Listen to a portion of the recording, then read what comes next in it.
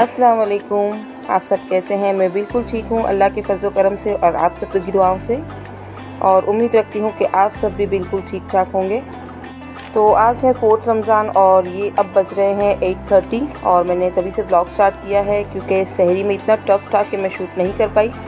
तो इंशाल्लाह next time मैं कोशिश करूँगी शहरी के साथ आपको फुल डे रूटीन बता सकूँ। तो अभी जी हमें ब्रेकफास्ट वगैरह नहीं करना है, तो मैं आ गई हूँ नीचे। मैंने जो सारे गमले ऊपर रखे थे धूप की वजह से सारे झुलस गए थे, तो उसे वापस नीचे ट्रांसफ़र कर लिया है कंपाउंड में। और मैंने आपसे कहा भी था कि मैं आपको इन सब की अपडेट्स देती रहूँगी। इन सब की सीडलिंग मैंने 22 रजब के दिन की थी, जो आप देखना चाहेंगे तो वो ब्लॉग में देखिएगा, मैंने आपको बताया था। तो ये सारी अपडेट्स उन्हीं पौधों की है। सिर्फ ये कद्दू है जो मैंने लेट डाला था, जो अभी छुट्टू मुट्टू सा है, पर माशाल्लाह इसकी हेल्थी है तो ये बढ़ जाएगा। तो जी अब मेरे शौक ही ऐसे हैं, तो घर के कामकाज के साथ मुझे इन सब पर भी ध्यान देना है। और आज का डे है जो इनको मुझे नीम ऑयल करना है स्प्रे, और इन्हें बॉर्न मील डालना है क्योंकि अब इनमें फ्रूटिंग स्टार्ट होगी। तो ये जो है मेरी है लौकी की बेल और उसमें फ्लावरिंग स्टार्ट हो गई है। और ये पीले पत्ते हैं जो एक्स्ट्रा के, उसे तोड़ देना चाहिए तो उन्हें बढ़ने में आसानी रहेगी। तो आप देखते जाइए, मैं सब पे स्प्रे भी कर रही हूँ और आपको इसकी जानकारी भी दे रही हूँ। और ये है स्पॉन्ज गार्ड, और इसका एक फल मैं आपको बता दूं वो आ गया है।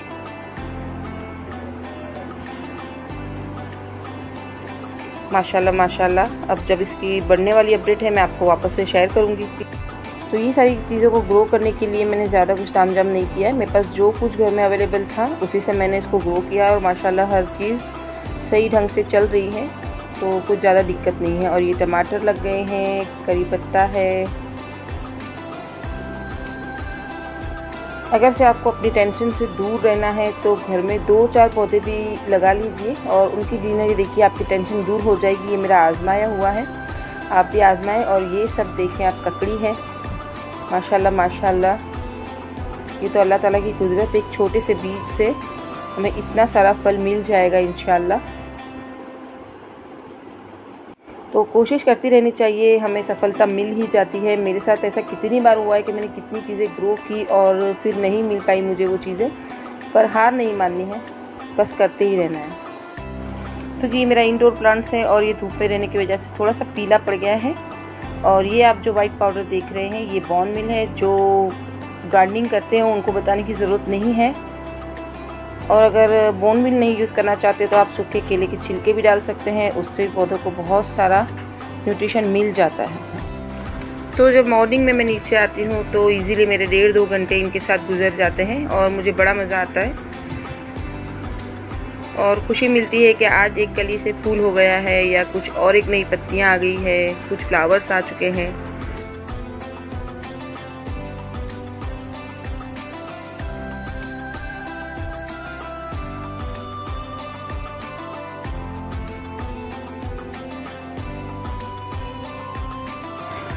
तो जी ये सारे इंडोर प्लांट्स है और इन्हें धूप लगने की वजह से थोड़े से ख़राब हो गए हैं। इनकी पत्तियों को हम तोड़ देते हैं ताकि इन्हें बढ़ने में आसानी हो। और इधर की तरफ देखते हैं, और ये मैंने स्प्रे कर दिया है इस पर भी।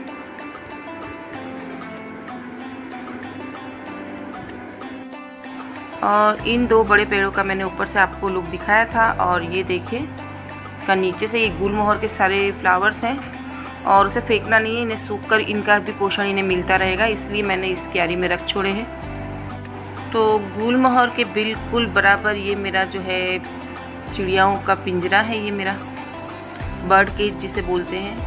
तो ये सारी मेरे परिंदे हैं, प्यारे प्यारे से चुन्नू मुन्नू से, और इनके कलर माशाल्लाह से बहुत बहुत खूबसूरत लग रहे हैं। ये देखें आप,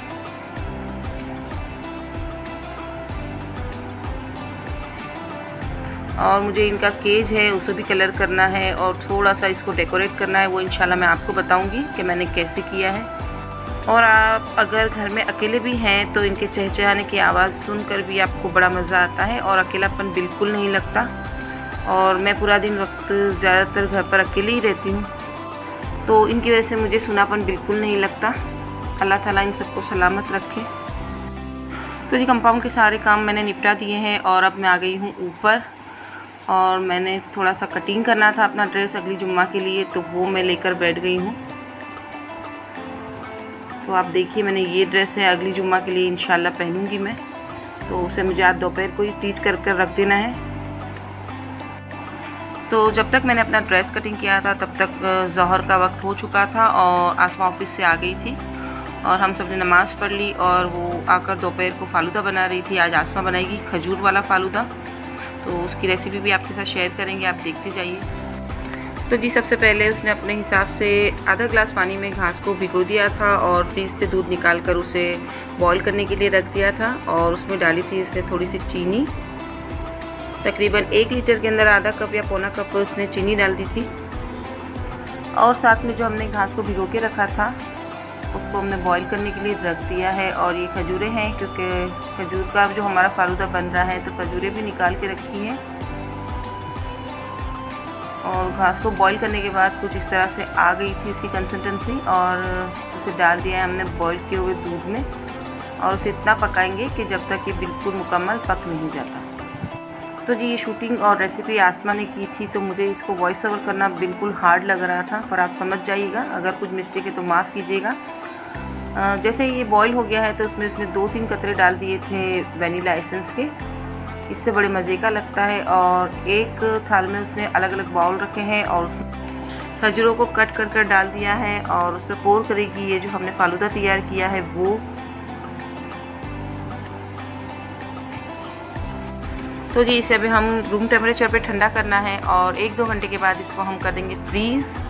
और जी अब बज चुके हैं 4 और मैं और अज्जू जा रहे हैं कुछ काम से। मैं आपको बताती हूँ मैं कहाँ जा रही हूँ। तो ये देखिए अजीमा के जूते लेने जा रहे थे हम। तो ये जो फर्स्ट शॉप है इसके यहाँ से हम जूते खरीदते हैं और हमारे जो वर्कआउट के जो शूज़ हैं वो हम इन्हीं से ख़रीदे थे और बहुत अच्छे निकले थे। अब देखते हैं अजीमा कौन से वाले जूते लेती हैं। तो जी फटाफट से जूते लेकर हम रिटर्न हो रहे थे और तकरीबन मुझे 5:30 बज गए थे मुझे आने के लिए और मुझे 2-3 काम और निपटाना था। तो चलिए मैं अब घर की ओर चलती हूँ। तो रिटर्न आते हुए हमें असर का टाइम हो चुका था और नमाज दुआ से कंप्लीट होकर मैं आ गई हूँ इफ्तारी की तैयारी करने के लिए किचन में। तो चलिए आज डिनर और इफ्तार दोनों आपके साथ शेयर करते हैं। तो आज मैं बनाने वाली हूँ तंदूरी ग्रेवी और मांडे जो हम खाएंगे डिनर में। चलिए देख लीजिए, ये मैंने मैरिनेट करके चिकन रखा हुआ था उसको मैंने रख दिया है कढ़ाई में।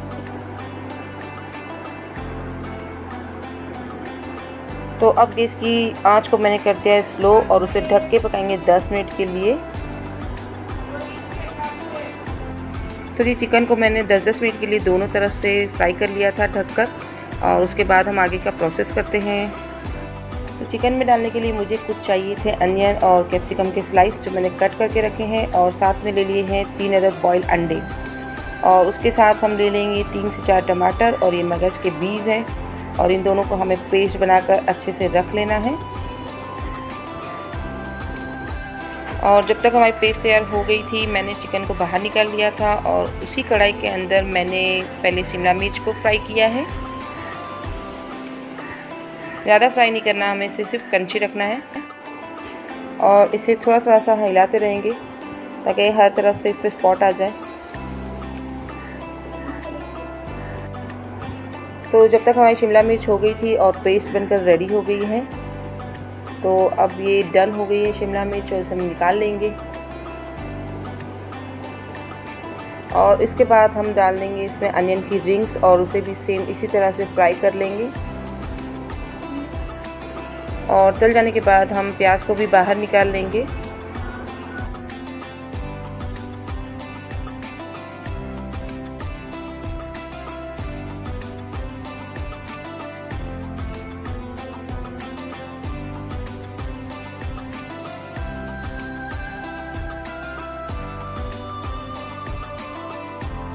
तो सारी चीज़ें हमारी फ्राई हो चुकी है और उसी कढ़ाई में मैंने थोड़ा सा तेल और डाल दिया था और उसके साथ डाल दी है ये कश्मीरी लाल मिर्च और उसे अच्छे से मिक्स कर लेंगे। और उसके बाद जो हमने पेस्ट बनाई है उसे मिक्स करेंगे इसके अंदर।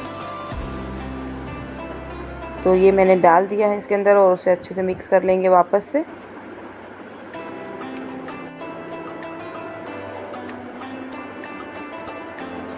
इसे हमें तब तक भूनना है जब तक टमाटरों का जो कच्चापन है वो नहीं निकल जाता।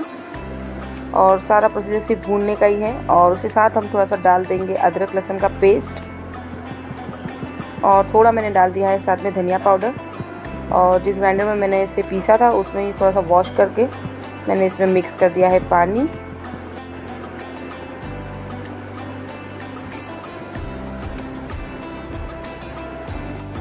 और इसी के साथ मैंने जो लेफ्ट ओवर हमारा जो मसाला बचा हुआ था, जो मैरिनेट किया हुआ था, वो भी डाल दिया है इसके अंदर, ताकि कोई भी चीज़ वेस्ट ना हो और सबका टेस्ट अंदर आ जाए।